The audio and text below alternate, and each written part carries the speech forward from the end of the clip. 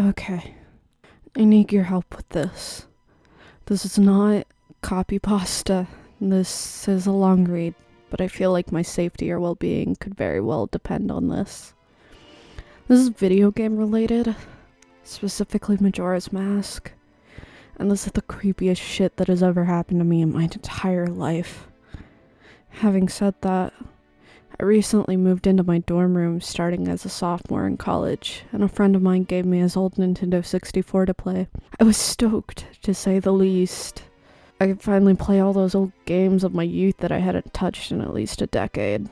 His Nintendo 64 came with one yellow controller and a rather shoddy copy of Super Smash Bros. And while beggars can't be choosers, needless to say, it didn't take long until I became bored of beating up level 9 CPUs. That weekend, I decided to drive around a few neighborhoods about 20 minutes or so off campus, hitting up the local garage sales, hoping to score on some good deals from ignorant parents. I ended up picking up a copy of Pokemon Stadium, GoldenEye, fuck yeah, F-Zero, and 2 other controllers for $2. Satisfied, I began to drive out of the neighborhood when one last house caught my attention. I still have no idea why I did it. There were no cars there, and only one table was set up with random junk on it, but something sort of drew me there. I usually trust my gut on these things, so I got out of the car and I was greeted by an old man. His outward appearance was, for lack of a better word, displeasing. It was odd. If you asked me to tell you why I thought he was displeasing, I couldn't really pinpoint anything. There was just something about him that put me on edge. I can't explain it. All I can tell you is that if it wasn't in the middle of the afternoon and there were other people within shouting distance, I would not have even thought of approaching this man. He flashed a crooked smile at me and asked what I was looking for, and immediately I noticed that he must be blind in one of his eyes. His right eye had that glazed over look about it. I forced myself to look to his left eye instead, trying not to offend, and asked him if he had any old video games. I was already wondering how I could politely excuse myself from the situation when he would tell me he had no idea what a video game was, but to my surprise, he said he had a few ones in an old box. He assured me he'd be back in a jiffy and turned to head back into the garage. As I watched him hobble away, I couldn't help but notice what he was selling on his table. Littered across his table were rather peculiar paintings, various artworks that looked like ink blots that a psychiatrist might show you. Curious, I looked through them. It was obvious why no one was visiting this guy's garage sale. These weren't exactly aesthetically pleasing. As I came to the last one, for some reason, it looked almost like Majora's Mask, the same heart-shaped body with little spikes protruding outwards. Initially, I just thought that since I was secretly hoping to find that game at these garage sales, some Freudian bullshit was projecting itself into the ink blots. But given the events that happened afterwards, I'm not so sure now. I should have asked the man about it. I wish I would have asked the man about it. After staring at the Majora-shaped blot, I looked up and the old man was suddenly there again, arms linked in front of me, smiling at me. I'll admit I jumped out of reflex, and I laughed nervously as he handed me a Nintendo 64 cartridge. It was the standard gray color, except that someone had written Majora on it in black permanent marker. I got butterflies in my stomach as I realized what a coincidence this was, and asked him how much he wanted for it. The old man smiled at me and told me that I could have it for free, that it used to belong to a kid who was about my age that didn't live here anymore. There was something weird about how the man phrased that, but I didn't really pay attention to it then. I was too caught up in not only finding this game, but getting it for free. I reminded myself to be a bit skeptical since this looked like a pretty shady cartridge and there's no guarantee it would work, but then the optimist inside me interjected that maybe it was some kind of beta version or pirated version of the game that was all I needed to get back on Cloud 9. I thanked the man, and the man smiled at me and wished me well, saying goodbye then. At least that's what it sounded like to me. All the way in the car ride home, I had a nagging doubt that that man had said something else. My fears were confirmed when I booted up the game. To my surprise, it worked just fine, and there was one save file simply named Ben. Goodbye, Ben. He was saying goodbye, Ben. I felt bad for the man. Obviously a grandparent and obviously going senile. And I, for some reason or another, reminded him of his grandson, Ben. Out of curiosity, I looked at the save file, eyeballing it. I could tell that he was pretty far in the game. He had almost all the masks and 3/4 remains of the bosses. I noticed that he had used an owl statue to save his game. It was on day 3 and by the Stone Tower Temple with hardly an hour left before the moon would crash. I remember thinking that it was a shame that he had come so close to beating the game but never finished it. I made a new file named Link out of tradition and started the game, ready to relive my childhood. For such a shady-looking cartridge, I was impressed at how smoothly it ran, literally just like a retail copy of the game, save for a few minor hiccups here and there, like textures being where they shouldn't be, random flashes of cutscenes at odd intervals, but nothing too bad. However, the only thing that was a little unnerving was that at times the NPCs would call me Link, and at other times they would call me Ben. I figured it was just a bug, fluke in the programming, causing our files to get mixed up or something. It did kind of creep me out though after a while, and it was around after I had beaten the Woodfall Temple that I regrettably went into the save files and deleted Ben. I had intended to preserve the file just out of respect of the game's original owner. It's not like I needed 2 files anyway.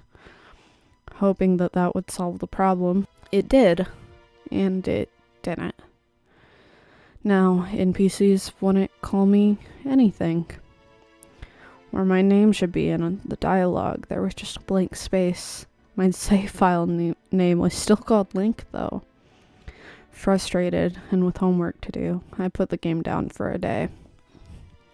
I started playing the game again last night, getting the lens of truth and working my way towards completing the Snowhead Temple. Now, some of you more hardcore Majora's Mask players know about the 4th day glitch. For those of you who don't, you can Google it, but the gist is that right at the clock is about to hit 0, on the final day, you talk to the astronomer and look through the telescope. If you time it right, the countdown disappears, and you essentially have another day to finish whatever you were doing. Deciding to do the glitch to try and finish the Snowhead Temple, I happened to get it right on the first try, and the time counter at the bottom disappeared. However, when I pressed B to exit the telescope, instead of being greeted by the astronomer, I found myself in the Majora boss fight room at the end of the game, the trippy boxed-in arena, just staring at Skull Kid hovering above me. There was no sound, just him floating in the air above me, and the background music, which was regular for the area, but still creepy. Immediately, my palms began to sweat. This was definitely not normal. Skull Kid never appeared here. I tried moving around the area, and no matter where I went, Skull Kid would always be facing me, looking at me, not saying anything. Nothing would happen, though, and this kept up for around 60 seconds. I thought the game had bugged or something, but I was beginning to doubt that very much. I was about to reach for the reset button when text appeared on my screen. You're not sure why, but you apparently had a reservation. I instantly recognized that text. You get that message when you get the room key from Anju at the Stockpot Inn. Why was it playing here? I refused to entertain the notion that it was almost as if the game was trying to communicate with me. I started navigating around the room again, testing to see if that was some sort of trigger that enabled me to interact with something here. Sure enough, 15 seconds later, another message appeared on the screen. And again, like the first one, it was already a pre-existing phrase. Go to the lair of the temple's boss, yes or no? I paused for a second, contemplating what I should press and how the game would react. When I realized that I couldn't select no, taking a deep breath, I pressed yes, and the screen faded to white, with the words "Dawn of a New Day" and the subtext blank beneath it. Where I was ported to filled me with the most intense sense of dread and impending fear I have ever experienced. The only way I can describe the way I felt here is having this feeling of inexplicable depression on a profound scale. I am normally not a depressed person, but the way I felt here was a feeling that I didn't even know existed. It was such a twisted, powerful response that seemed to wash over me. I appeared in some kind of weird Twilight Zone version of Clocktown. I walked out of the clock tower as you normally do when you start from day one, only to find that all of the inhabitants were gone. Usually with the fourth day glitch, you can still find the guards and the dog that runs around outside the tower. This time they were all gone. What replaced them was the ominous feeling that there was something out there in the same area as me and that it was watching me. I had 4 hearts to my name and the hero's bow, but at this point I wasn't even considered for my avatar. I felt that I personally was in some kind of danger. Perhaps the most chilling thing was the music. It was the song of healing ripped straight from the game itself but played in reverse. The music would get louder, building up so as if you should expect something to pop out at you, but nothing ever did, and the constant loop began to wear on my mental state. Every now and then, I would hear the faint laugh of the happy mask salesman in the background, just quiet enough so that I wasn't sure if I was hearing things, but just loud enough to keep me determined to find him. I looked in all 4 zones of Clocktown, only to find nothing, no one. Textures were missing. West Clocktown had me walking on air. The entire area felt broken. Hopelessly broken. As the reverse song of healing repeated for what must have been the 50th time, I just remember standing in the middle of South Clocktown, realizing that I had never felt so alone in a video game before. As I walked through the ghost town, I don't know whether it was the combination of the out-of-place textures and the atmosphere and the haunting melody of the once peaceful and soothing song being butchered and distorted, but I was literally on the verge of tears and I had no idea why. I hardly ever cry. Something had gripped me here in this powerful sense of depression that was both foreign and crippling. I tried leaving Clocktown, but every time I attempted to zone out, the screen would fade to black, and I would just zone into another part of Clocktown. I tried playing my ocarina. I wanted to escape, and I did not want to be here, but every time I played the Song of Time or Song of Soaring, it would only say, "Your notes echo far, but nothing happens." By this point, it was obvious the game didn't want me to leave, but I had no idea why it was keeping me here. I didn't want to go inside the buildings. I felt that I would be too vulnerable there to whatever I was terrified of. I don't know why, but I came up with the idea that maybe if I drowned myself at the laundry pool, I could spawn somewhere else and leave this place. As I zoned in and ran towards the pool, that's when it happened. Link grabbed his head, and the screen flashed for a brief moment of the happy mask salesman smiling at me. Not Link, me, with Skull Kid's scream playing in the background. And when the screen returned, I was staring at the Link statue from playing the song Elegy of Emptiness. I screamed as the thing just stared back at me with that haunting facial expression. I turned around and ran out and back into South Clocktown, and to my horror, the fucking statue followed me in the only way I can compare this is like the weeping angels from Doctor Who. Every so often at random intervals, the animation would play of the statue appearing behind me. It was like the thing was chasing me, or I don't even want to fucking say it, haunting me. By this point, I was on the verge of hysterics, but not even once did the thought of turning off the console occur to me. I don't know why. I was so wrapped up in it. The terror felt all so real. I tried to shake the statue, but it would literally appear right behind me every single time. Link started to begin to make weird animations I had never seen him do before. He would flail his arms around or spasm randomly, and the screen would cut to the happy mask salesman smiling again for a brief moment before I was face to face with that fucking statue again. I ended up running into the Swordmaster's dojo and ran to the back. I don't know why, but in my panic I just wanted some kind of assurance that I'm not alone here. To my dismay, I found no one. But as I turned to leave, the statue cornered me in the cubby in the back. I tried attacking the statue with my sword, but to no avail. Confused and backed into a corner, I just stared at the statue, waiting for it to kill me. Suddenly, the screen flashed again to the happy mask salesman, and Link turned to face my screen, standing upright, mirroring the statue, looking at me along with his copy, literally staring at me. Whatever was left of the fourth wall was completely shattered while I ran out of the dojo terrified. Suddenly the game warped me to an underground tunnel, and the reverse song of healing queued up again as I was given a brief moment of rest before the statue started appearing behind me again, this time aggressively. I could only take a few steps before it would summon behind me again.